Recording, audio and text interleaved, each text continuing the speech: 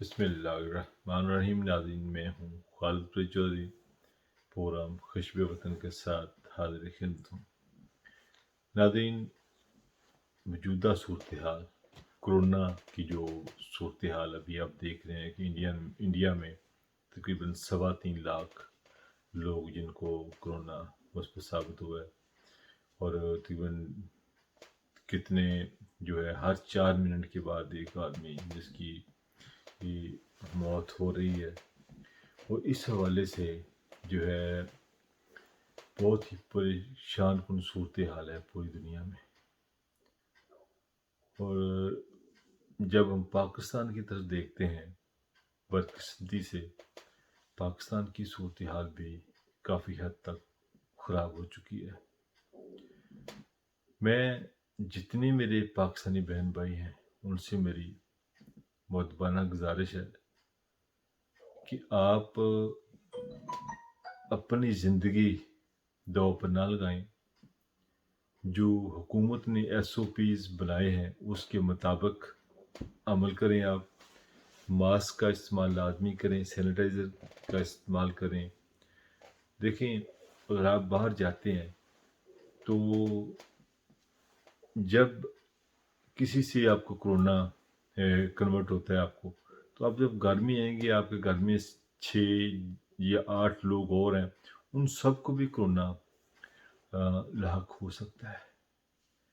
اور آپ یہ بھی جانتے ہیں کہ اس مرض کا کوئی علاج نہیں ابھی تک دریافت ہوا۔ ویکسین آئی ہے مگر اس کا کوئی پراپر علاج ابھی تک نہیں ایسا دریافت ہوا۔ دوسرا، میں محترم پرائم منسٹر صاحب سے بھی ریکویسٹ کروں گا کہ جس طرح انہوں نے کہا کہ شاید یہ لاک ڈاؤن کر دیں، عید کے بعد کرنا پڑے۔ عید کے بعد کیوں؟ عید سے پہلے کیوں نہیں؟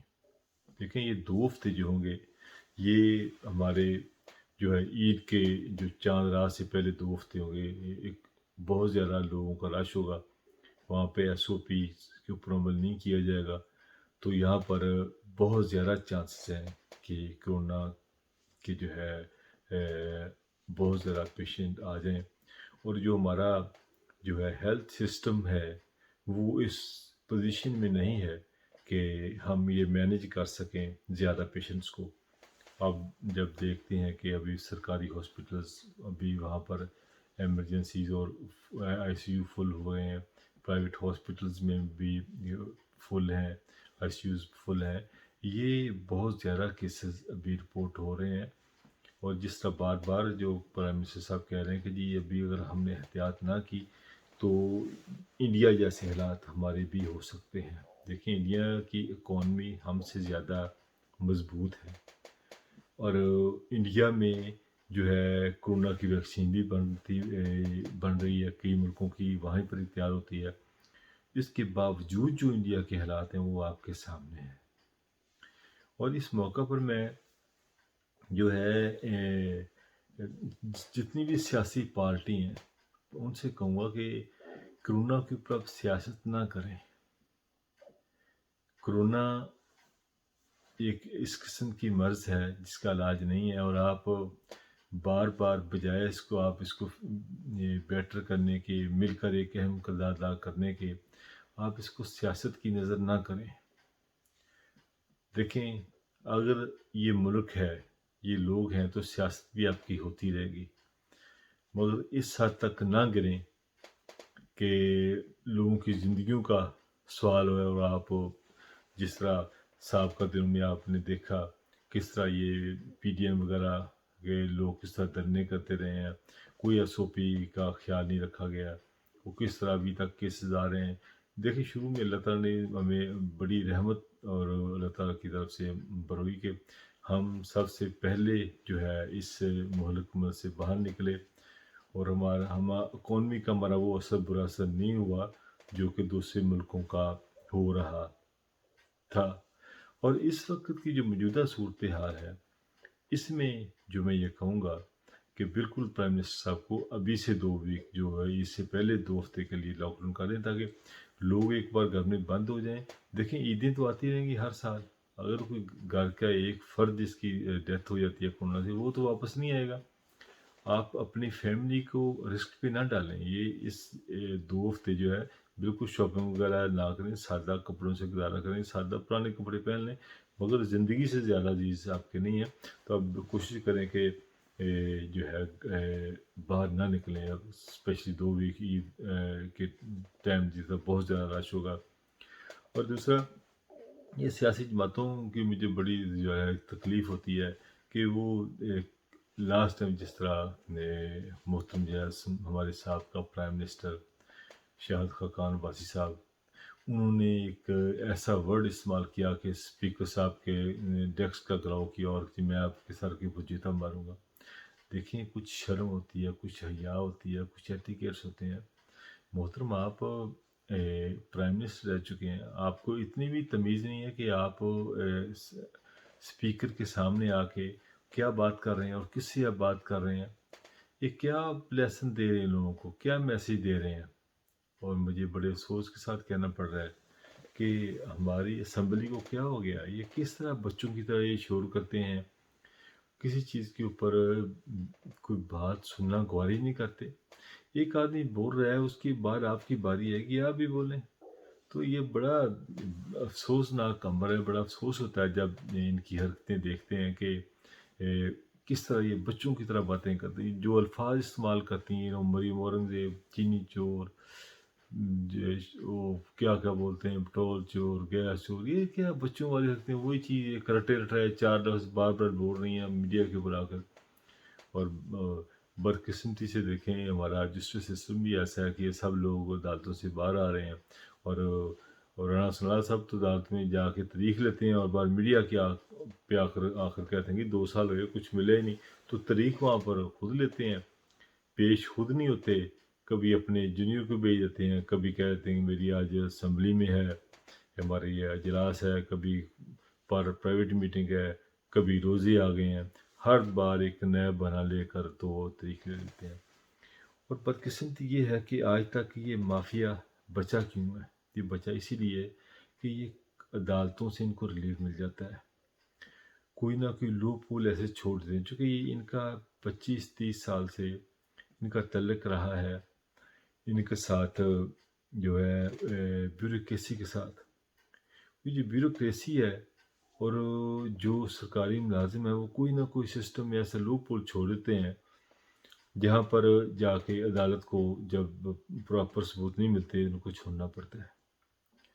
تو لاہور ہائی کورٹ کا تو ہمیشہ ہی یہ ہوا کہ ان کو جو ہے پیپل پارٹی کے بقول کے ان کو ہمیشہ ریلیو ملتا رہا ہے. جب بھی ہوا ان کو ریلیو ملا.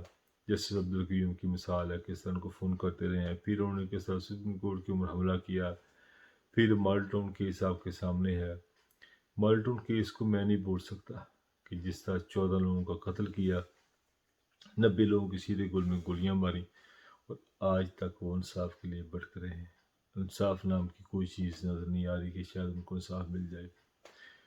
دیکھیں جب ان کی مسلم نواز کی حکومت تھی تو اس وقت سائنس رضوی نے جب دھرنا دیا تھا تو اس وقت شباشی صاحب نے پنجاب پولیس سے کہا جی آپ وہ دھرنا جو ہے اس کو قابو کرنا. تو انہوں نے کہا جی پنجاب پولیس نے جواب دے دیا. انہوں نے کہا دیکھیں ماڈل ٹاؤن کا پہلے ہم پر آپ کے کہنے کے اوپر ہم نے وہ کیا ماڈل ٹاؤن کا تو اتنے قتل ہو گئے، آپ کے کہنے کے اوپر کیا، تو اب ہم دوبارہ یہ نہیں ذمہ داری لے سکتے. تو پھر یہی شباز شریف صاحب نے جا کے ریکویسٹ کی اس وقت کے جو ہے موجودہ آرمی چیف سے کہ آپ مہربانی کریں تو ان سے کچھ سیٹنگ کر دیں. تو پھر وہ آرمی کو بیچ میں آ کے پھر کچھ اس کی سیٹلمنٹ کرنی پڑی. تو یہ جو بار بار یہ جو ہمارے کچھ نادان سیاسی دوست بار بار آرمی کو گھسیٹتے ہیں. ہر بار آرمی کو دیکھیں یہ کام ہو گیا اسٹیبلشمنٹ نے کر دیا. اگر یہ الیکشن جیت جاتے ہیں دوسری پارٹی کا یہ اسٹیبلشمنٹ کا کام ہے. اگر کوئی کام جو بھی کام ہوتا ہے یہ ہمیشہ اسٹیبلشمنٹ کو کہتے ہیں کہ اسٹیبلشمنٹ کا کام. جس طرح بھی ایک مثال دیتا ہوں ابھی میاں شباشی صاحب ہے، وہ خود جیل میں بیٹھے رہے. ان کو کہا جی آپ ضمانت لے رہے ہیں، انہوں نے کہا جی میں نے بھی ضمانت نہیں لینی، میں نے جیل میں بیٹھ کے بھی دیکھا کہ حالات جا رہے ہیں.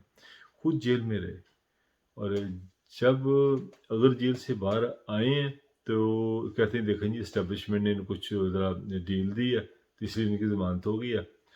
اگر جیل میں رہتے ہیں ضمانت نہیں ہوتی تو پھر یہ کہتے ہیں جی اسٹیبلشمنٹ کا کام ہے، ضمانت نہیں ہونے دیتے.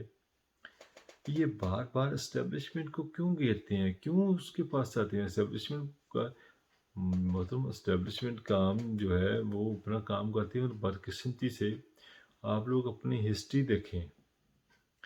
مسلم نواز کہاں سے آئی کون نہیں جانتا. جنرل جیلانی صاحب لے کے آئے، پھر ضیاء الحق صاحب کے نے ان کو کس طرح آگے پہلے فنانس منسٹر بنایا، پھر وزیر اعلیٰ بنایا، پھر کس طرح جنیجو کے پیٹ میں چرا گھوم کر یہ پھر آگے وزیر اعظم بنے، اور پھر کس طرح نے اربوں خربوں روپیہ لوٹا، کس طرح ملک اربوں خربوں لوٹا. آج تک دیکھ لیں کہ اگر ان کو پکڑ دکڑو، اور ان کی فیملیز کے لوگوں نے اربوں روپیہ قرضہ لیا اور آج تک وہ قرضہ واپس نہیں کیا. اور ملک عوام کس طرح غریب ہے، وہ کتنے لوگ بیچارے بھوک سے غربت سے مر جاتے ہیں، اور ان لوگوں نے اربوں خربوں روپیہ لوٹ کے اپنے محلات بنائے ہیں. دیکھیں رائیونڈ ہاؤس کتنا بڑا جو انہوں نے بنایا ہوا رائیونڈ ہاؤس کسی شہنشاہ سے کم نہیں ہے. اور دیکھیں سسٹم کو کس طرح مینیج کیا ہوا ہے. اور یہ محترمہ مریم اورنگزیب کی ڈیوٹی لگائی ہوئی ہے کہ آپ جو بھی پرائم منسٹر بیان دیں آپ نے آگے سے ایک بیان ڈال دینا. وہ ان کے منہ سے یہ الفاظ عجیب سے لگتے ہیں کہ جو ہر بار وہی سیم، اور چینی چور آٹا چور. بھائی جو حالات چینی چور کا آپ ٹھہراتے ہوئے چینی چور آٹا چور، شوگر کی ملیں کس کی ہیں؟ زرداری صاحب کی ہیں اور آپ کی ہیں، جہانگیر ترین صاحب کی بھی ہیں. بھی آپ سب لوگ تو اس کا حصہ ہیں، تو آپ لوگ کس کو کہہ رہے ہیں چور؟ آپ لوگوں کی ملیں ساری، آپ انڈسٹری کے اصل مالک تو آپ ہیں. یہ چند خاندان ہیں جنہوں نے اس ملک کو یرغمال بنایا ہوا ہے، جن کے پاس اربوں خربوں روپیہ ہے، اور ان کا احتساب مشکل نہیں ہے، ناممکن ہے. میں لفظ مشکل نہیں کہوں گا، میں یہاں پر ناممکن کہوں گا. جتنے مرضی عمران خان صاحب کوشش کر لیں یہ ان کا کچھ نہیں بگاڑ پائیں گے. پی ٹی ایم اے کی تحریک آپ کے سامنے چلی، آپ نے دیکھ لیا کس طرح مولانا فضل الرحمان صاحب نے کتنے دن وہاں دھرنا کیا. جب نواز شریف صاحب واپس گئے تو مولانا صاحب بھی واپس چلے گئے. پھر دیکھیں جب سعد رضوی کا مسئلہ بنا، پھر دیکھیں یہی مولانا صاحب میں آپ کے ساتھ ہوں جی، اسلام آباد چلیں آپ کے ساتھ ہوں، اسمبلی ہم آپ کے ساتھ ہیں. یہ اپنی ذاتی سیاست چمکانے کے لیے کسی حد تک بھی گر سکتے ہیں، لیکن اللہ کا شکر ہے کہ اب میڈیا ایسے آزاد ہو گیا، لوگوں کے ہاتھ میں فون ہے، ان لوگوں کی کہی ہوئی اپنی باتیں، ان کے ٹی وی کے اوپر دیے گئے اپنے بیانوں کی وجہ سے یہ پکڑے گئے. مجھے یہ پتہ ہے ان کو نقصان نہیں ہوگا، ان کا کچھ نہیں کوئی بگاڑ پائے گا، ایسے کہ ایسے ہی رہیں گے. کیونکہ یہ مافیا اتنا سٹرونگ ہے. کھوکھر پیلس دیکھیں ان کا، کھوکھر پیلس نے کس طرح سٹے لیا ہوا ہے، سٹے لے کے بیٹھے ہوئے ہیں سرکاری میں. بہت ان کی یہاں پر جب تک ہمارا جسٹس سسٹم جو ہے وہ سٹرونگ نہیں ہوگا اس وقت تک ملک ترقی نہیں کر سکتا.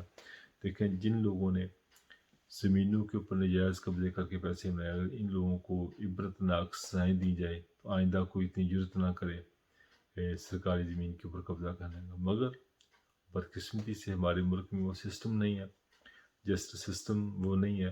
اب اوورسیز پاکستانی بیچارے ان کے بہت سارے کیسز لگے ہوئے ہیں، پراپرٹیاں خریدی ہیں وہاں پر قبضے ہو جاتے ہیں، اور اوورسیز پاکستانی کو دیکھ کے جو ہے وہ کلب برادری جب دیکھتی ہے اوورسیز پاکستانی ہیں تو وہ پھر طریق پہ طریق وہ بیچارے پریشان ہو کے بے بس ہو جاتے ہیں.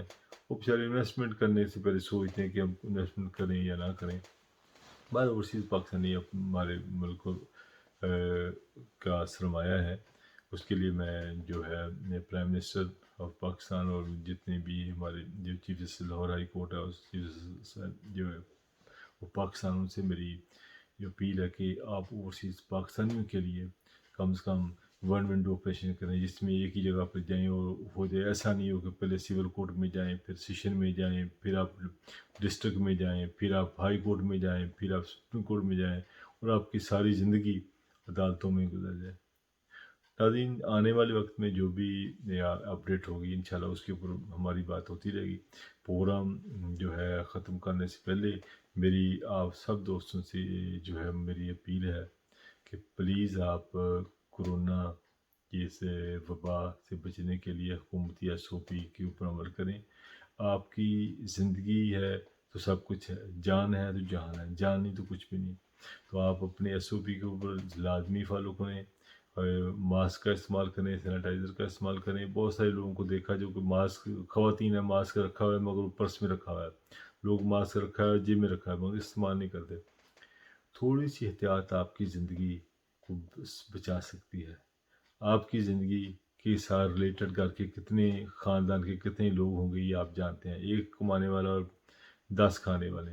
اگر آپ ایک کمانے والے ہیں، اگر آپ یہ نہیں کریں گے، اور بچوں سے بھی اور ان کی والدین جن کی خواتین سے یہ درخواست ہے کہ وہ اپنے خامن سے، اپنے فیملی سے یہ رجسٹ نہ کریں کہ ہم نے شاپنگ کرنی ہے.